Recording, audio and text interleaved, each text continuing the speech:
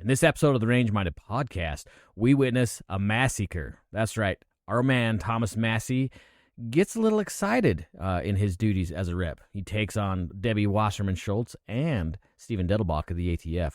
Also, we listen in on how Hunter's case is going just a little bit. I don't want to visit that too much. It's boring. And then we, like I said, Stephen Dettelbach was in front of the House Judiciary Committee, so we're going to talk a little bit about that as well. I hope you enjoy this episode 244 already. Yep, episode 244 of the Range Minded Podcast. Enjoy.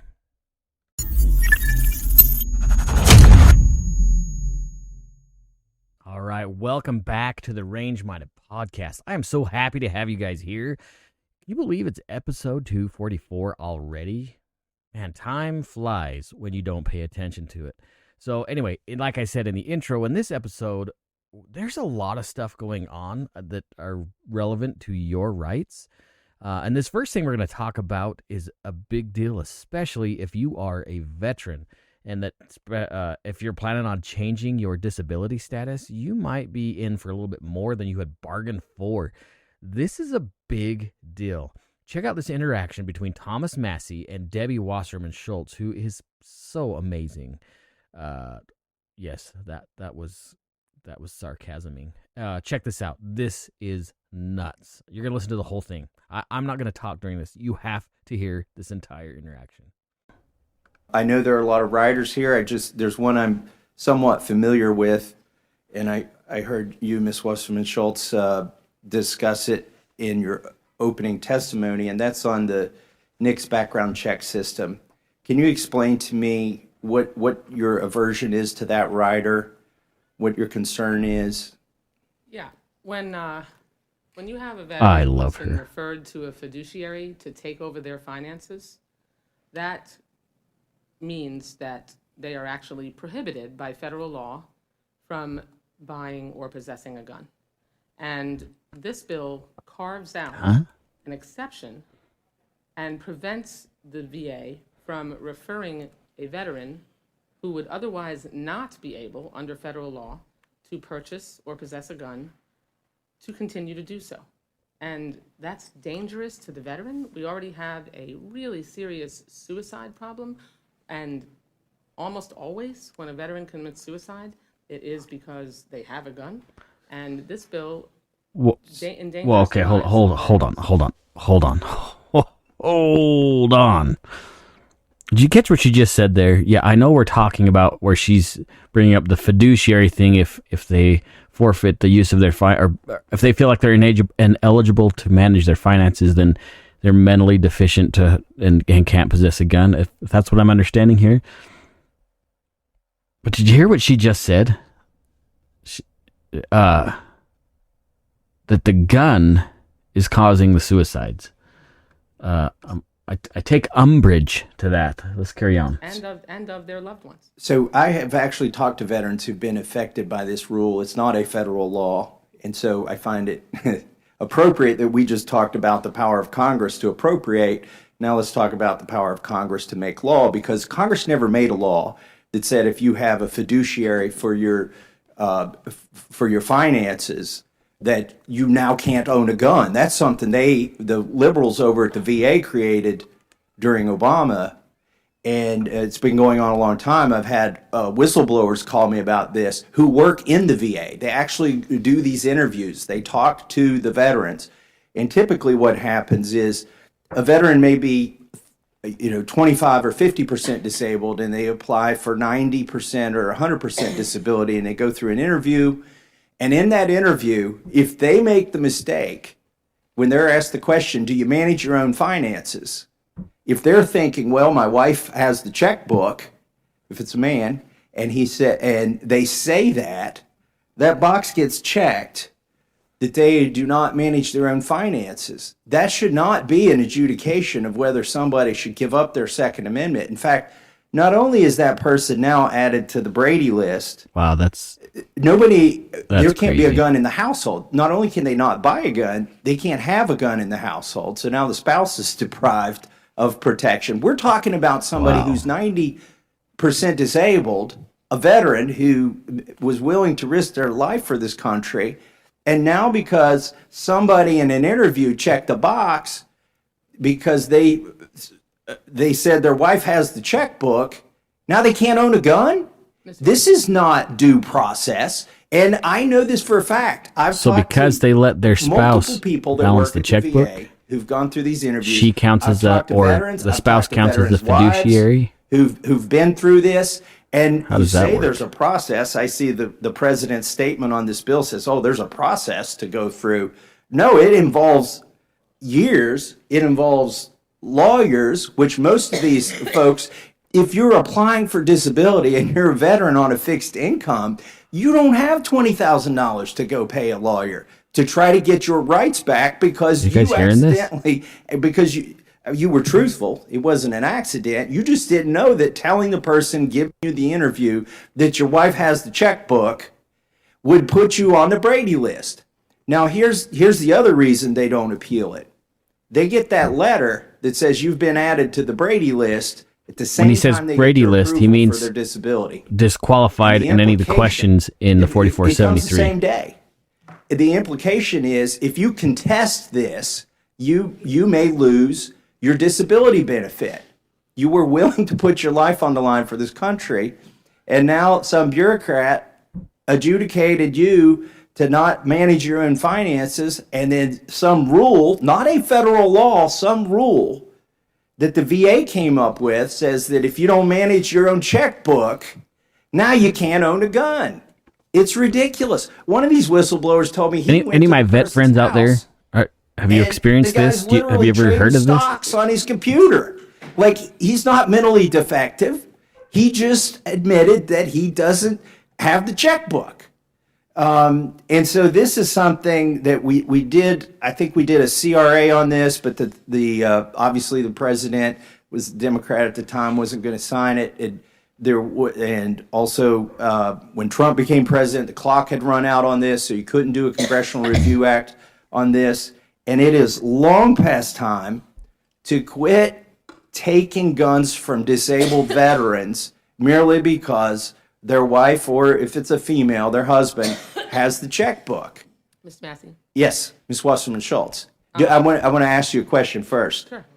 Do you think that's a fair way to adjudicate this? Do you think if somebody doesn't manage their own finances, they should automatically, without a judge, be put on a list to say they can't have a firearm?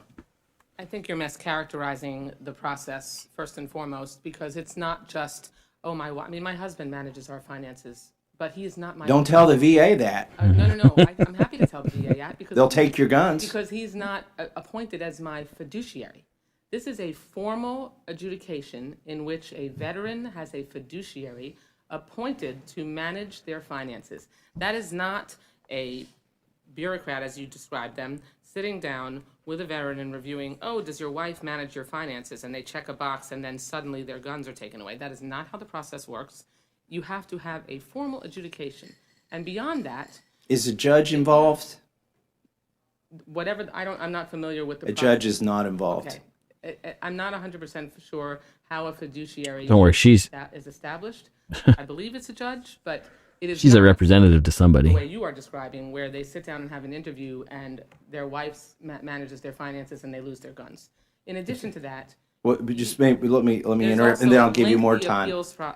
appeals process that allows them, before their guns are taken away from them, they are able to appeal. You're correct. You did say it's a lengthy appeals process. It's so lengthy it may never end, and it's lengthy in the expensive. sense that it is a rigorous one that makes it hard for the final decision to be that the veteran loses their guns. I think it's ironic we use the word adjudicate when there's no judge involved. And, Exactly. The Exactly. administration tried to do the same thing with Social Security. If you had a representative payee, if your Social Security check went to somebody else, they tried to promulgate a rule that said everybody on Social Security that has a representative payee is now going to be thrown into the NICS background check system.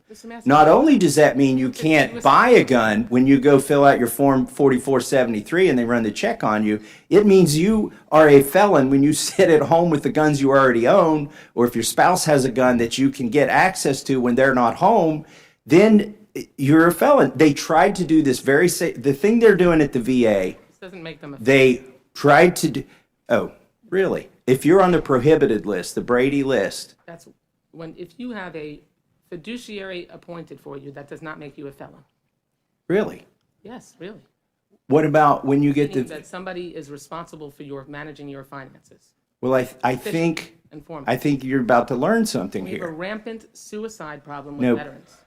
What happens is They use their guns they to kill themselves. No, you just said you're saying it's not a crime once you're a veteran and you own a gun and you get on that fiduciary list. No, what I'm saying is that having a fiduciary appointed for you does not make you a felon, and you don't get a fiduciary appointed for you because you're a felon. That's correct. There You are don't three get criteria. Hold on. That's correct. You don't get a fiduciary because you're a felon. But right now, It's not the at only the criteria. at the It's just their VA, guns taken away. the only criteria is if you get on that fiduciary list, then you get on the Brady list. You get the letter when they approve your benefits. I went through this with Okay. at least two people. I'll yield you some time here. Two people that work at the VA that told me this is exactly how it works. I talked to a distraught Are you wife listening who's been to this? battling Are you guys this hearing this? for a couple years to try and get not just her husband, the veterans guns rights back, but just her right to have a gun in the house. And this is what happens. They don't. It's not an easy process to get off of this. And the veterans typically, as was explained to me by the people that work at the VA, I will call them whistleblowers, the veterans typically don't try to appeal. A lot of them will just try to keep their gun and stay under the radar, illegally keep their gun, because the same day they get the letter that said, we approved you moving from 50% disability to 90 or 100% disability, they get the letter. In fact, it may be in the same envelope, I'm not sure, that says, now you're on the Brady list. You will be a criminal if you have access to a firearm. Mr. Massie, there are three criteria that are used to determine whether somebody I'm is curious. eligible Tell us, Debbie. to Tell purchase us. a firearm. One, you have to be a felon. Correct. Two, you have to be a domestic violence abuser. What if? And Yeah. three, you have to be adjudicated as mentally ill. Oh, And one yes. of the ways in which someone Or an illegal has use a of fiduciary narcotics appointed or marijuana. is when there is a mental illness.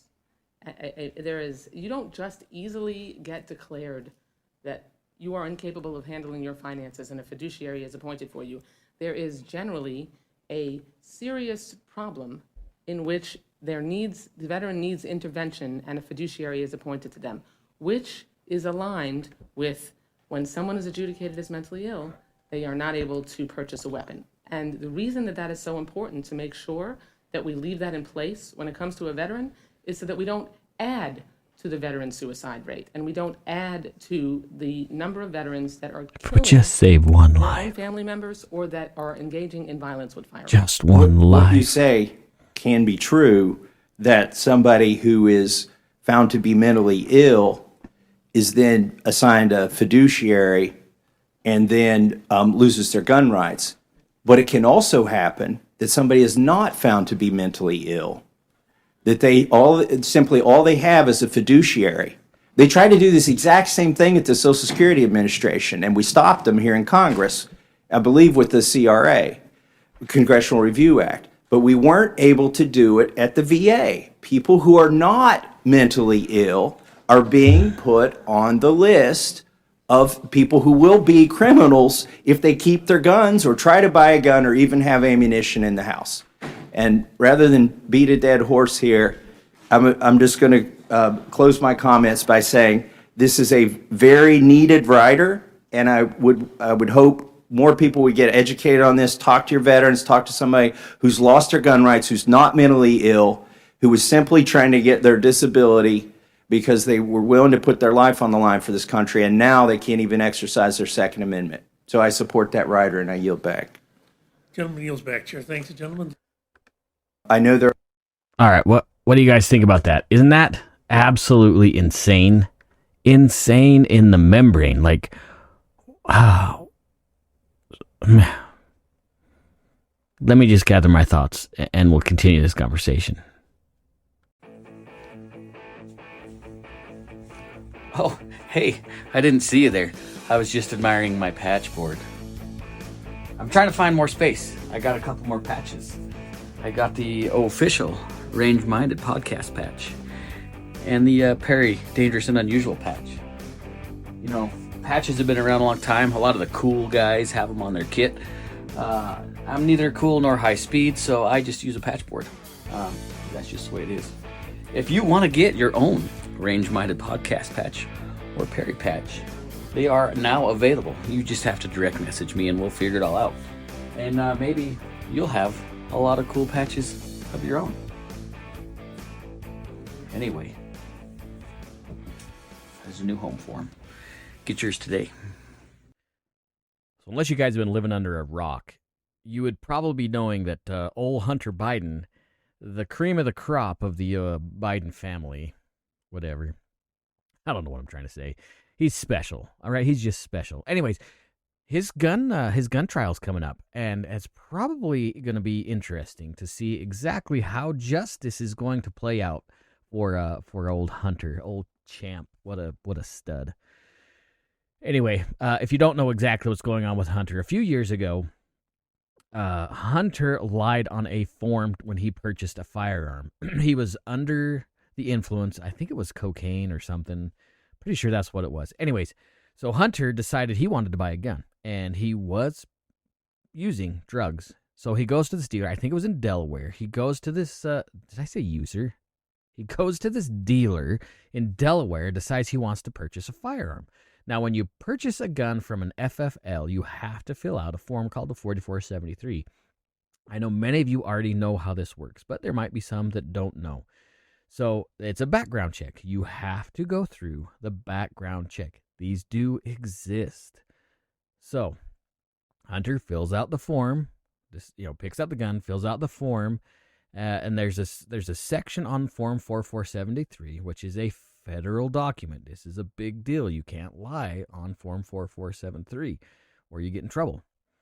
So there's a section of questions on this particular document that if you answer the wrong way, I guess you could say it makes you disqualified from purchasing a firearm. It makes you what we would call a prohibited person, okay? Someone who is not eligible to own a firearm. One of those questions asks basically if you're addicted or using illegal drugs. Now, Hunter was using illegal drugs. He may not have been using them that particular day. I don't know. He might have been high. He may not have been. I wasn't there. Allegedly, Hunter filled out the form. He lied on it, said he was not an illegal user or a user of illegal substances.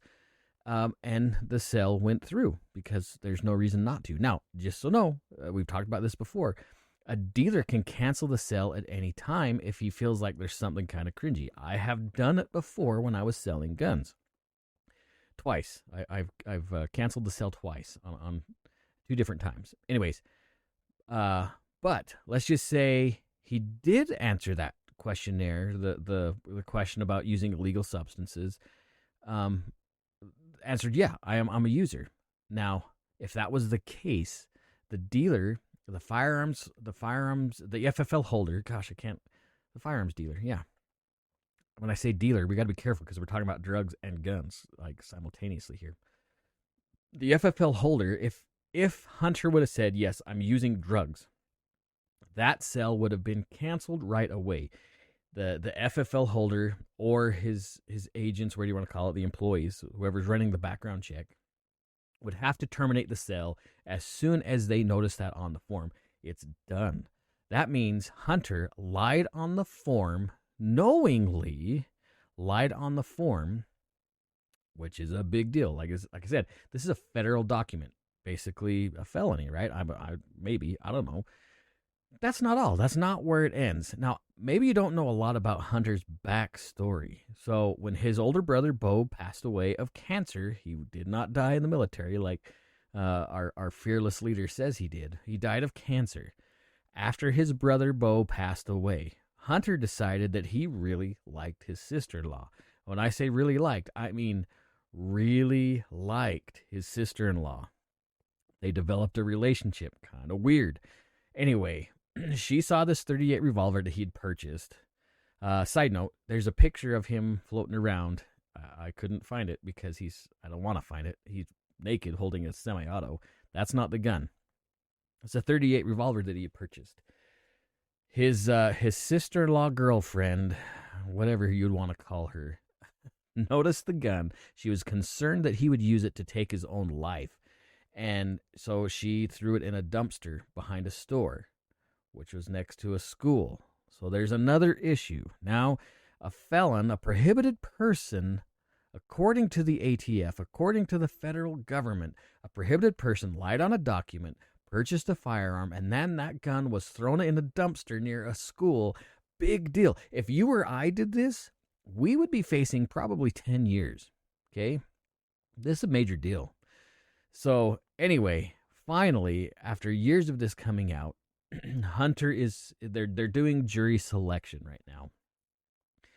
But because he is a darling of the left and such a wonderful, innocent young man that's never done anything wrong, some of you may have caught that one.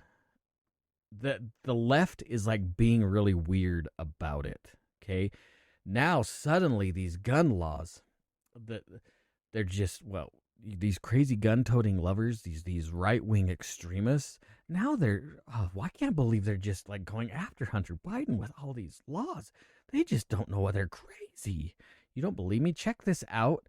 This is what I can't remember what this lady's name is. It's late. It's like midnight right now as I'm recording this. Check out what she had to say. This was on MSNBC. Completely ridiculous. These people are unhinged. Check this out. And the irony here, I mean, let's step back for a minute and think about this. It's a gun charge. Now, understand that what the Republicans want to do is allow everyone to buy guns everywhere without ever having to tell the federal government anything. Right. They are so totally opposed to the idea that the federal government gets to know anything about them and their gun purchases. They don't believe in the law that he's being prosecuted under. It's funny how the left, when they break the law, when they get caught, when it's obvious that there is a federal gun charge pending on a darling of the left or their grown-up cocaine and riddled child, that suddenly we're the crazy ones. Well, they always think we're crazy. You're right. But they don't think that we think the law should apply. What? What is she saying? Hello, psycho. Anyway, I didn't want to get too involved in this yet. It's going to get crazy. I wish there was able to have cameras in there, but obviously they're not going to let that happen. It's the president's kid, whatever. Wonderful family. Wonderful family. Anyways, let's see how Stephen Degelbooger is doing at the Mr. ATF guy in the House Judiciary.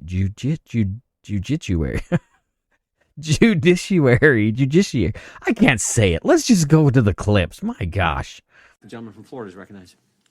Thank you, Mr. Chairman. So the ATF has a final rule. I think the comments and the rule itself accumulate to about 466 pages that define who is engaged in the business of firearms dealing. So how many firearms does someone have to sell to be engaged in the business of firearm dealing? Congressman, as you know, that matter is being litigated in several courts. So sticking to what's already in the public record, the rule itself is 16 pages, skipping lines. And there's about, as you say, over 400 pages of explanation. Yeah. And so there are factors that are conduct-based, not numerical-based, but conduct-based. We received many comments. One of the comments that we received was from, I think, Senator Cornyn, who expressed a view that there was no numerical threshold. Others had a different view. Yeah. In the House Judiciary Committee, we probably won't look to Senator Cornyn as the oracle of all things gun rights. But, so you're saying there really is no number? I'm saying that Congress, our job is to implement the statute that Congress writes. Yeah, no, but Congress just like for a regular person that one form or another acquires guns and they're trying to figure out how many of these guns do I sell before I have to register as a dealer? What you're saying is there is no bright line there. I'm saying that there is now more information than ever in the form of that rule for specific conduct-based. I think just for a regular person, more information than ever is probably less helpful than if you sell 3 guns, you're not a dealer, and if you sell 4 guns, then you are a dealer, right? And this rule that you guys have drafted, it's currently enjoined, right? It has no effect. There are 3 cases that I know of, maybe more going on now. One of the judges has issued equitable relief. So in Texas, a judge has stopped the implementation of this law for 3 reasons. One is that there's no minimum requirement, and the court has found, this court in Texas, that you aren't just giving effect and life to Congress's statutes. You've in fact exceeded your authority, because Congress would have never allowed some sort of sliding scale where 16 pages of single-spaced whatever determines whether or not you're a firearm dealer, not how many guns you sell. There's a second reason that court in Texas said that this would not have effect, and it's that actual profit is not a requirement of the statute, only the predominant intent for profit. How do you understand that ruling? Again, that's in litigation. The Department of Justice's positions on each and every one of these matters is public. It is laid out in many, many pages of briefing. And so I would ask people to look at our briefs that we filed in the court, and I would commend your attention No, but to them. if just someone's just trying to figure out whether or not they have to get a federal license or be subject to your guys breaking their doors down and potentially killing them, you would think that you'd want that to be easily understandable. And here, even if someone isn't turning a profit, but they might want to turn a profit, they could be subject to this regulation, and the court found that troubling. And then the third reason the court identified is that your rule doesn't just give meaning to Congress's statute, but that, quote, arbitrarily eviscerates the safe harbor provision. So there's a safe harbor provision of this law that says if you're just engaged in the occasional sale or exchange or purchase of a firearm for a personal collection or a hobby, that this regulatory structure wouldn't affect you. But what the court is saying here in blocking your rule is that you have eviscerated the safe harbor that exists for the hobbyist. Do you have a reaction to that ruling? Again, yes, our position is not that, but it's under litigation. We have filed extensive. I know, but here we are. briefs on this. Make your argument. Well, I mean, they're sitting here in court trying to figure out what Congress means. What we're saying is there should definitely be a bright line in terms of guns. You shouldn't have to have this pondering question about profit motive, and you shouldn't eviscerate the safe harbor. That's what we're saying. So what's your argument as to why the safe harbor should be eviscerated? Our argument is to look to the statute that Congress wrote. The statute that Congress wrote, and I just want to make clear that people understand this. There was an earlier comment about the word livelihood. That's not in the law anymore that Congress wrote. Congress took that out of the law. It doesn't exist anymore. So we start with the statute. That's where things always begin and end. I know you started with the statute, but what this court is saying is that you have exceeded the statute. You've done it in a way that eviscerates the safe harbor, that blurs the lines, and that creates no discernible way for people to comply with the law. And the reason I think you guys are doing that is you want to make it more difficult for people to engage in the legal, lawful, and constitutionally contemplated manner to transfer firearms, and you're trying to criminalize an entire enterprise. And that's why you see us trying to curtail some of your funding and your authorities. I see my time's expired, Mr. Chairman. I yield back. Gentleman yields back. I know we talked about this proposed rule in a few episodes before, and probably more than once. But I'm glad that Matt Gaetz represented, I'm glad that Matt Gaetz brings this up, because it needs to be clarified. It's a convoluted mess. The ATF and this proposed rule has so many pages of definitions, double space. They want this rule to be complicated. They want to be able to use it as a weapon. It is not to just funnel out the ill doers. It is meant as a catch-all, and I'm glad that Representative Gaetz brought this up and is challenging the ATF on this rule. It's important because I think, and many others think, the ATF has gone completely rogue, and this is just one more way for us to have our God-given rights, not government-granted rights, taken away from us. Now let's listen to see what Thomas Massie, I know we heard from him before, but it's time for another massacre. Check this out. Gentleman from Kentucky is recognized. I thank the chairman. I'm troubled here by your new rule defining what a firearms dealer is or engaged in the business of selling firearms.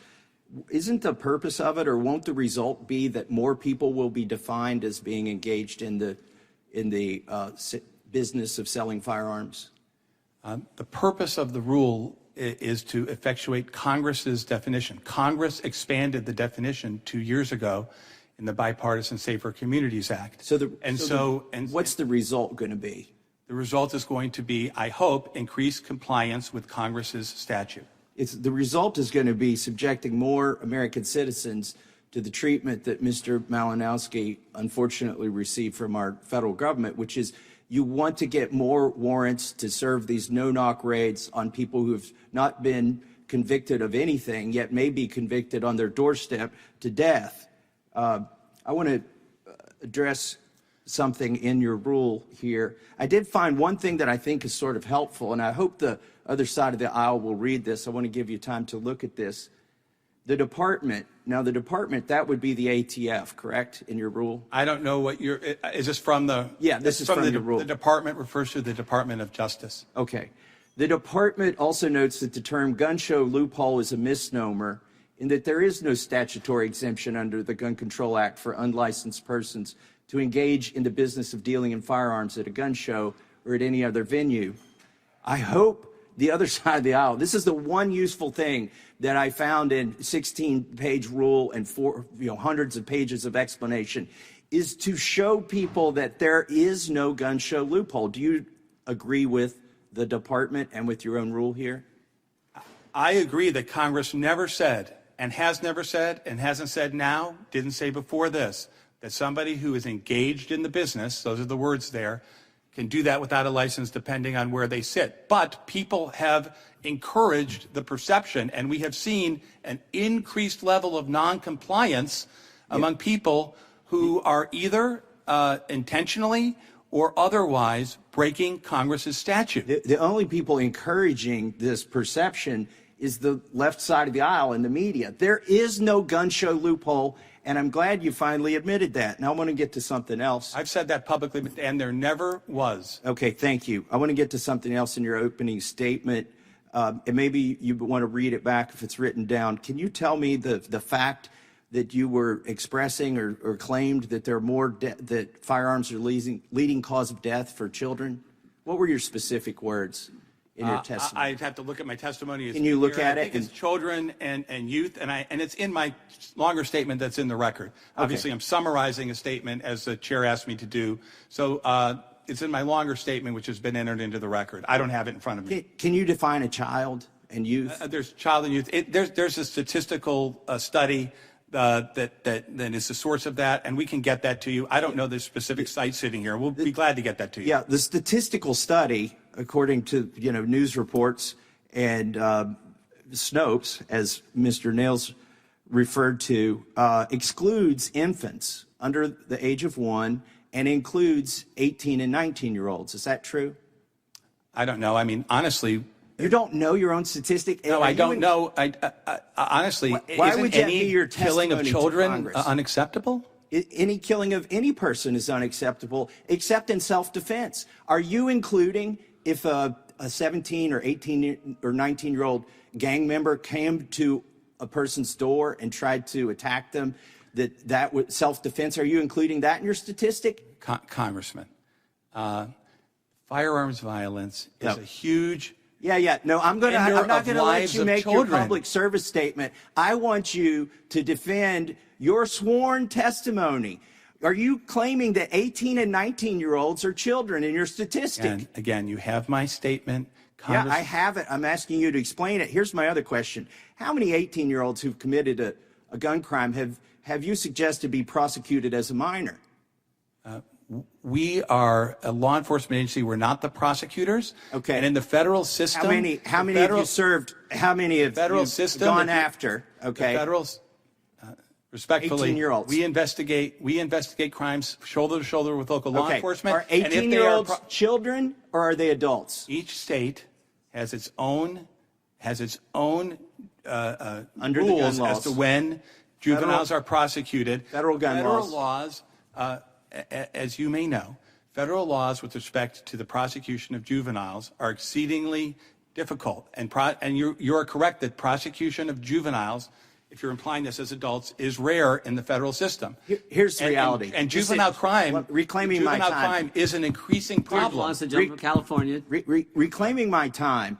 Look, you're including in your statistic, whether you know it or not, 18 and 19-year-olds, but you would never claim that those are minors in the context of gun prosecutions. And the only way you can get the number of deaths attributable to firearms above other causes is by excluding under the age of 1 and including 18 and 19-year-olds, particularly gang members, and including self-defense. So with that, I yield back. First of all, I'm going to go to the end of it. First of all, the end, right? Can't define what a child. Well, I think there's some reports out there. Well, Congress had to shut up. Shut up. You're a moron. How did you get this job? Whose ass did you kiss that long to get where you are today? You are such a worm. And I love that Massie said, hey, look, you guys said the gun show loophole does not exist. And I've said that before. I've said it publicly and it's in my record. Good, because you're an idiot. You're dumb. We've established that. We established that you are a yes man and you are in charge of an agency only. Your only purpose in charge of this agency is to infringe. That's it. Not to be smart. Not to propose intellectual, life-saving rules, but to propose infringements upon the American public. You're a moron. And I stand by that statement. Might get me in trouble. I don't care. Dettelbach, you're an idiot. You're an idiot. Let's jump to I gotta look up her name because I keep forgetting. This lady's awesome. Victoria Spartz. She is from she was born in the Ukraine. She's actually just a few days older than me. So that means that she lived under the Soviet Union, the former Soviet Union. She was born in Ukraine in the 70s. This lady should probably understand what it's like when a government overreaches. Check this out. She's awesome. She's a little spicy. Sometimes she's a little hard to understand, but listen to her. Do your best, because she is not having Dettelbach's BS. Check this out. Gentleman yields back. The gentlelady from Indiana is recognized. Thank you. Director Dettelbach, I wanted to follow up on something that Representative Massie was asking you about January 6th pipe bomb investigations. It's over 3 years since it happened. What are you still investigating? We are not the lead investigative agency. It's the FBI. My understanding is from public really reported there's been over 1,000 interviews conducted. They're investigating the incident. But it seems like it's like you have a roadmap, an FBI, not to answer questions. Everyone came here, and every question we ask, everything under investigation. It's very clever. You guys brilliant not to answer Congress, because everything under investigation, and then when investigation ends, statute of limitation and over, no one gets punished, and you continue with this. And this has happened all the time. It seems like your agency should do better than that, investigate something over 3 years. It seems like you should get to some conclusion. But my question is related to these changes under your rule and definition, what is engage in business rule. Do you think criminals that want to do something criminal are going to read your 500 pages of definitions? Are they going to read your 500 pages of definition explanations? I think that I don't know who will read it, but do you think criminals will be doing that? I think that it will also encourage, as I said at the beginning, hopefully increase compliance with the law among people who so perhaps... You understand that criminals are not going to be reading this, okay? But what is it going to do to law-abiding citizen like Brian Malinowski that potentially was just doing, selling these guns, and I don't know the whole circumstances, but he's dead because he was not probably realizing what you were doing in changes of this rule. So my question is for you is going to be, do you understand how dangerous your definitions have become? Respectfully, our definitions are based upon the Do you law that understand that- Congress passed, and it is based upon Your our observation and experience in the field. Interpretation. So let's just go to No. your definitions. As a normal American, It's based I upon- understand your it's definition. implementation. It's implementing Congress's law. Okay, how are you going to implement? I want to understand. I am a gun owner, and I'm going to decide occasionally, say, guys, occasionally I can do maybe 100 times, maybe 5 times. You know what? I am not engaged predominantly a profit. You know, that I don't even have time to do a profit. So at which point, as a regular American citizen, so I understand that you are not going to show up, cut off my electricity, show up to my house, and try to storm the house with a bunch of people that you don't even realize what's going on. So I can be in a situation like a lot of other Americans that don't even realize that now you're redefining who the dealer is. So I want to get understanding.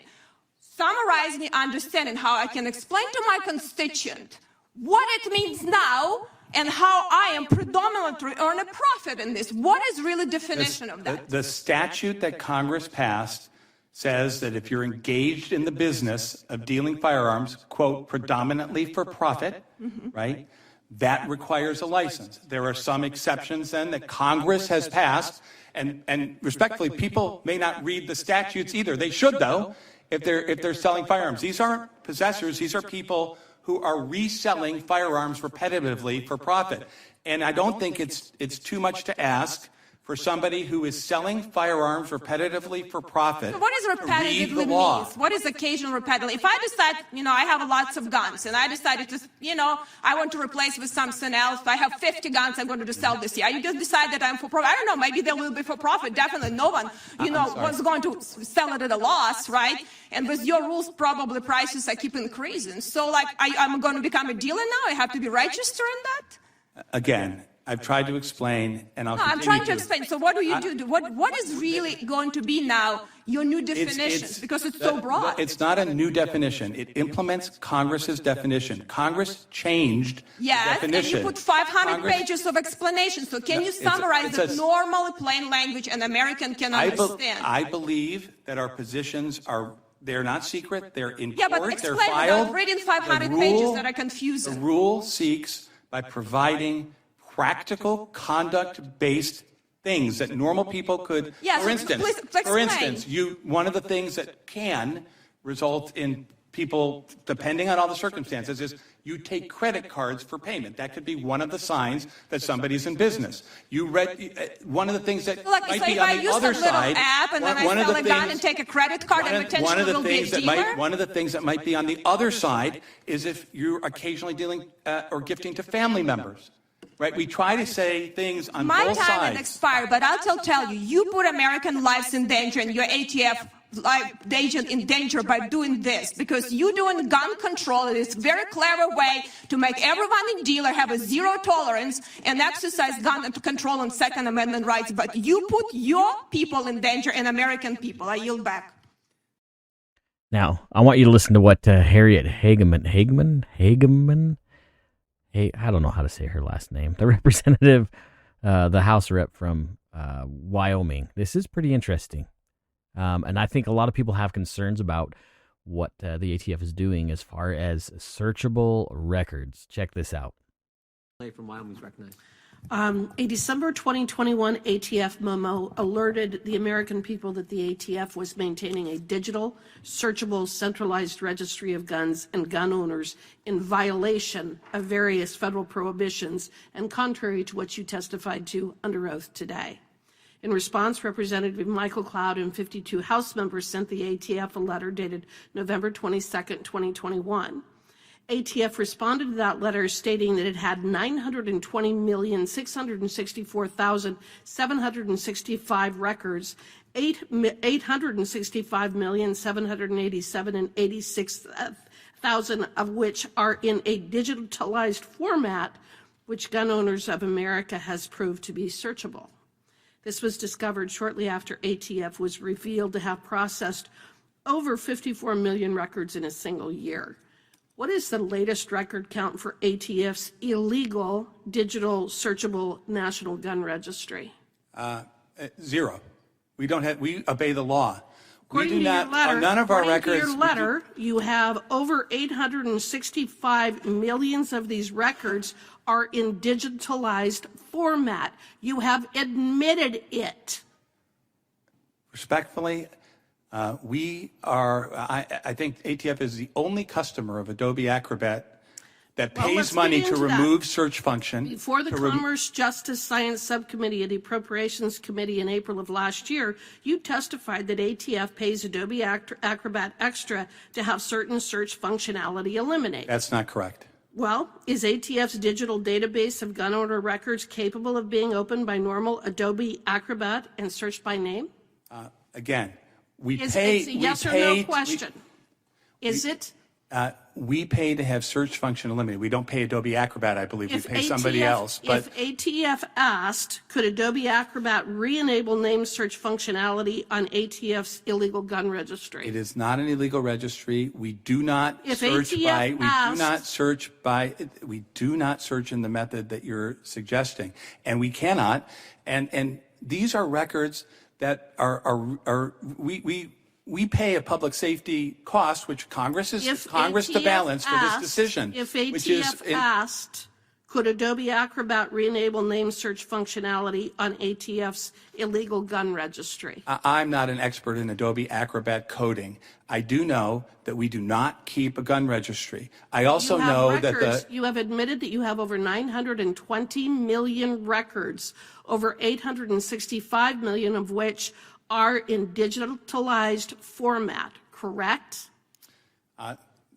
the question, if your answer is, are they somehow scanned in so that we literally don't have to have 950 million pieces of paper, that is a lot different from what you're implying with respect to having a gun registry. It is also true, Congressman, that we don't have any records of firearms purchases for people who are still in business, which is the vast majority of currently sold firearms. We have zero. You also testified before that subcommittee that ATF's digital database of gun and gun owners is not capable of being searched by personal identifier.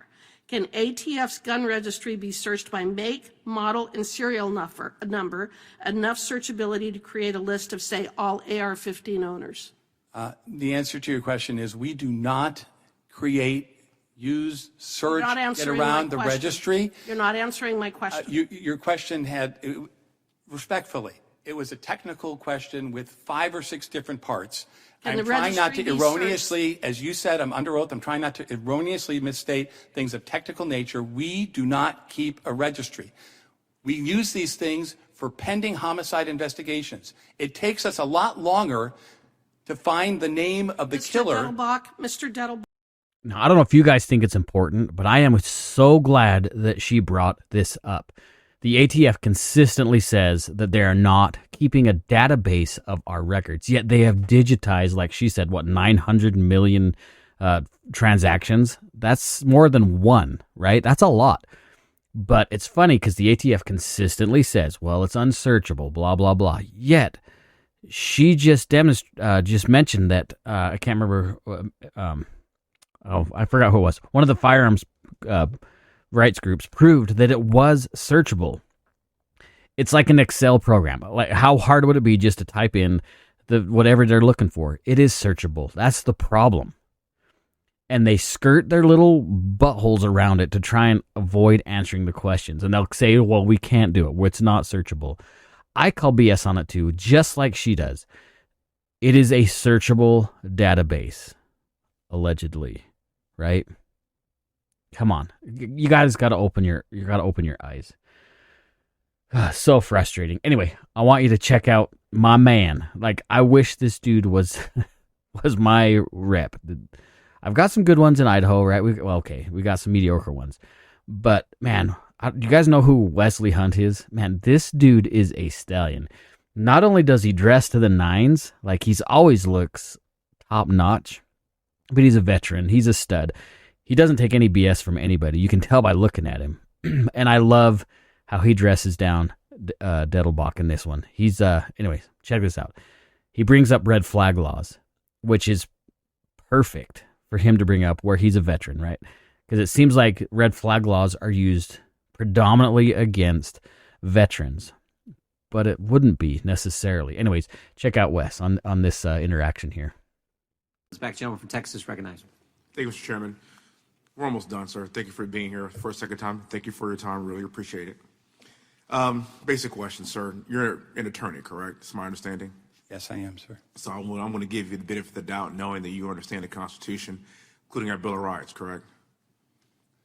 I hope so, sir. So what is your interpretation of our Second Amendment? Do you think that Americans have the right to bear arms? Yes or no? And just give me your brief overall view of it. Yes, and I think what we do is we look to what the Supreme Court has decided on this. The Supreme Court, Congressman, has been very clear on this.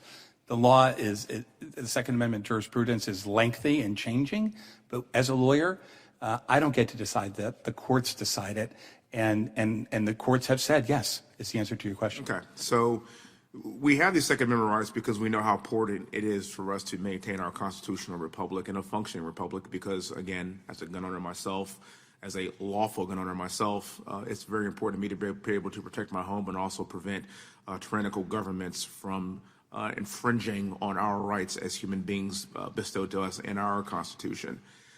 So it's my humble opinion, sir, that the ATF is certainly infringing on a lot of these rules for law-abiding citizens and infringing on our Second Amendment rights for law-abiding citizens.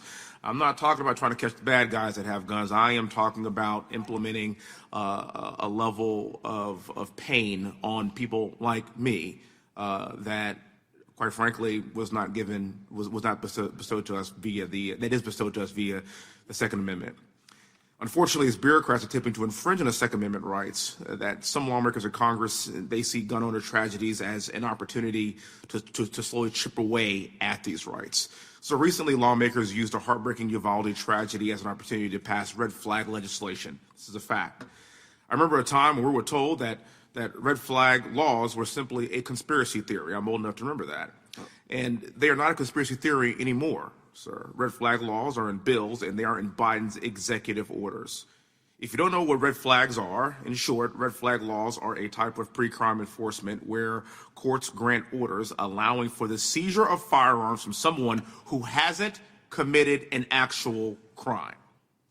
When I think of red flag laws, I see the Safer Communities Act, which President Biden signed into law in 2022. The Safer Communities Act included $750 million in funding for states to implement and improve red flag laws. Again, that's going after the good guys, not the bad guys. But it had to stop there. It has not stopped there, sir. Biden in 2023 announced an executive order on gun control with the goal of, quote, increasing the effective use of red flag laws. Biden also opened the Office of Gun Violence Prevention, led by Kamala Harris, which has further encouraged and entrenched red flag laws across the nation. These are all facts. I'm still waiting for her to tell us what the root causes are of the border crisis, and you're going to try to tell me that Kamala Harris is going to tell us the root causes of gun violence. Good luck with that. Finally, the ATF has expanded upon the Safer Communities Act by issuing a new ruling that in practice will implement universal background checks. I'm going to say quiet part out loud because we're almost done. Whenever a gun tragedy occurs in this country, we always hear the left say, we have to do something. We have to do more. And then once legislation is passed, my colleagues on the left then say, we have to always do more and more and more and more. I'm going to warn the American people that we have to do more. What we have to do more really, really means. First, they come after AR-15s. Then they come after your sporting rifles. Then they come after your long guns.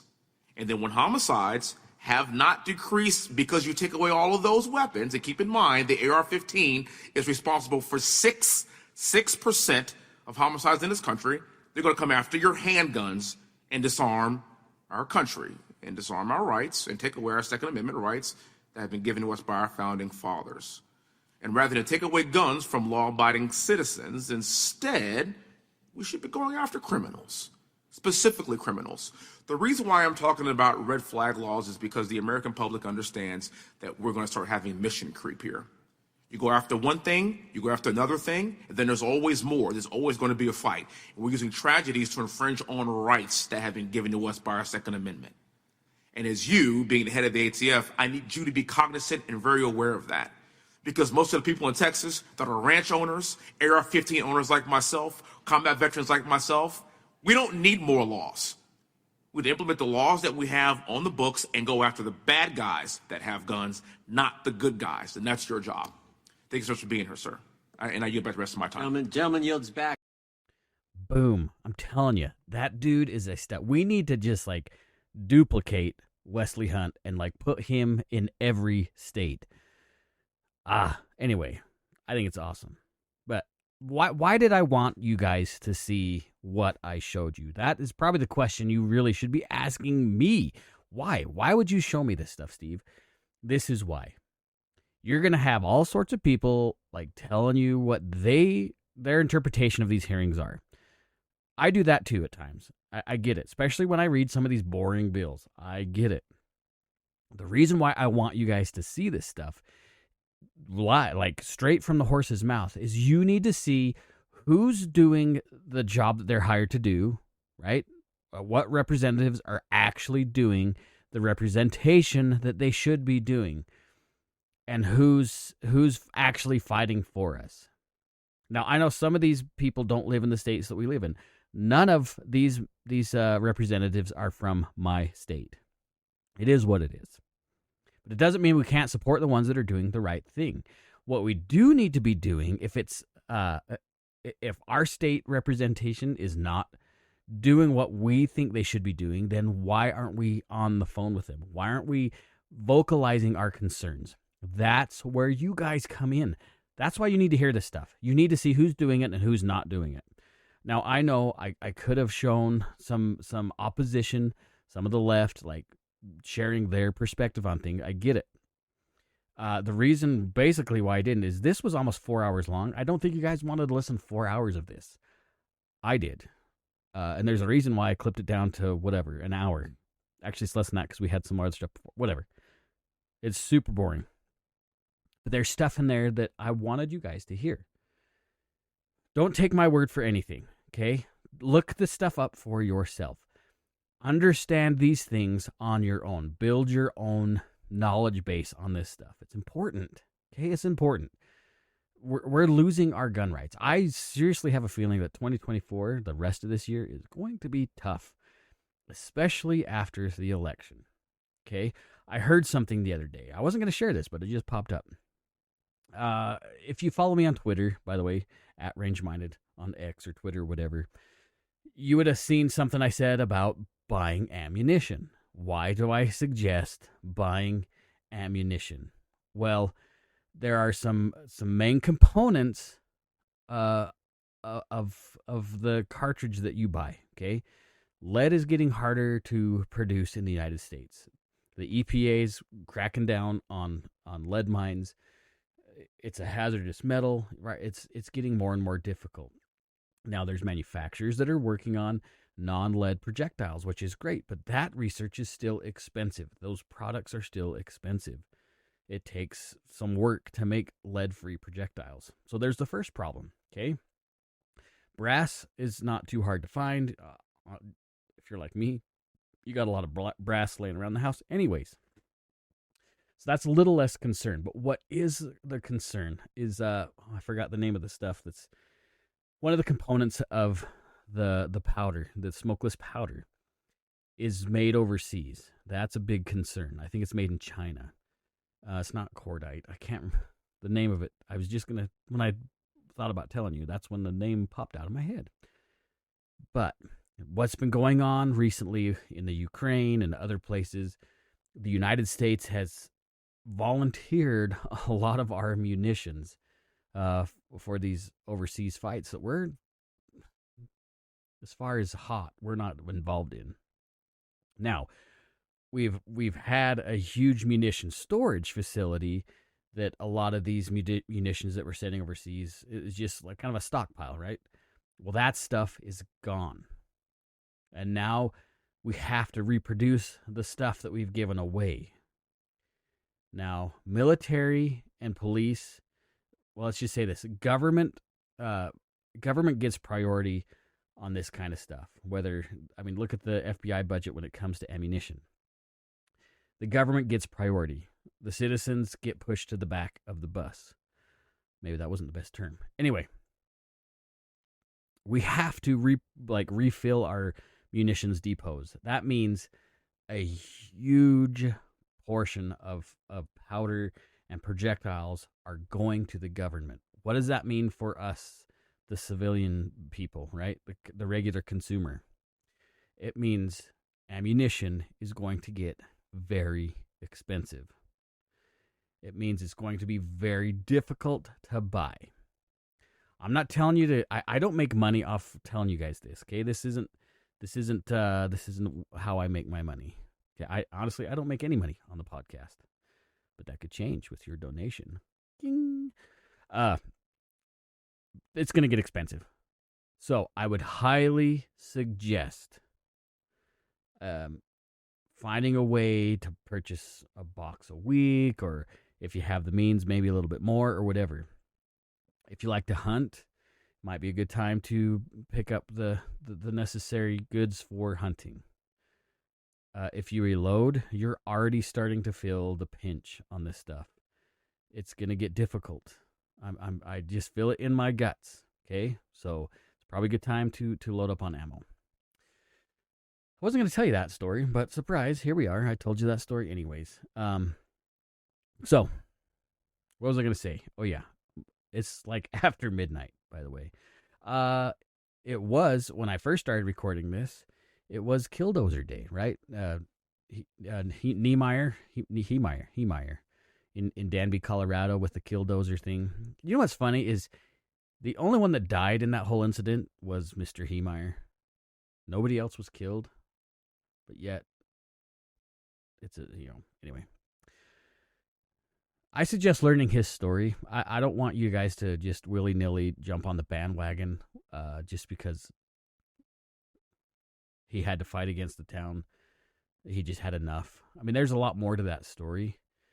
You can watch the movie, the docu-movie. It's okay. But there's some other stuff floating around online. It's kind of cool to learn a little bit more about what really happened in that guy's life. Anyway, so it's Killdozer Day. So happy Killdozer Day.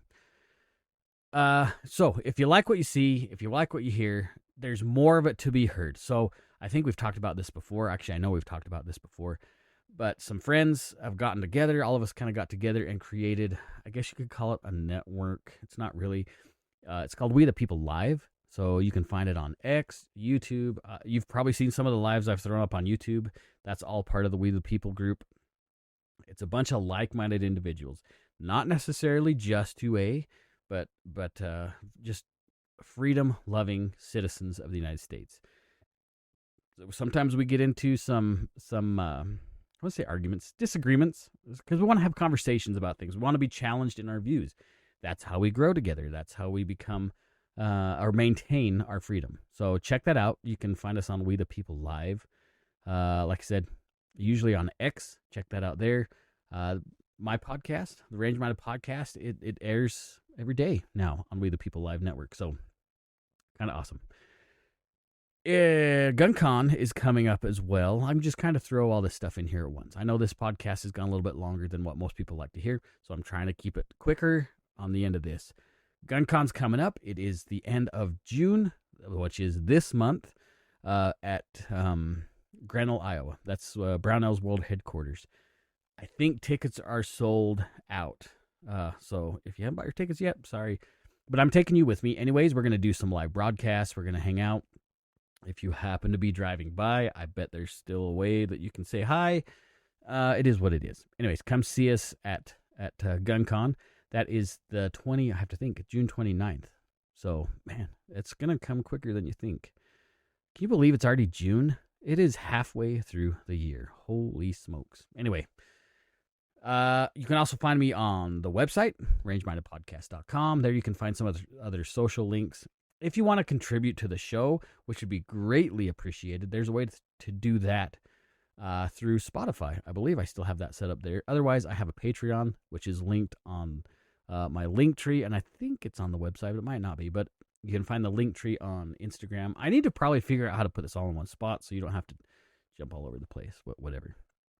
Also, if you haven't heard yet, if you didn't see the ad earlier in the video, there are patches available. So if you're interested in a patch, you can DM me on any of the social platforms, whether it be X, like I said, at RangeMinded, or RangeMinded Podcast on Facebook or Twitter or TikTok, actually, which has been kind of a struggle. TikTok kind of sucks sometimes. Anyways, I appreciate you guys for hanging out this long. I know this was a little bit longer of an episode, but I hope, man, it's late. Like I said, I'm kind of tired. I hope you got something out of this episode to help you kind of open your eyes and see what is trying to be pushed upon us as citizens, especially you vets. I hope you dig into that. That's craziness. Anyways, guys, I really appreciate you hanging out. It means a lot to me. Anyways, I hope to get in touch with you guys soon. Be safe. Be good. And don't forget, you got to take somebody shooting. See you guys.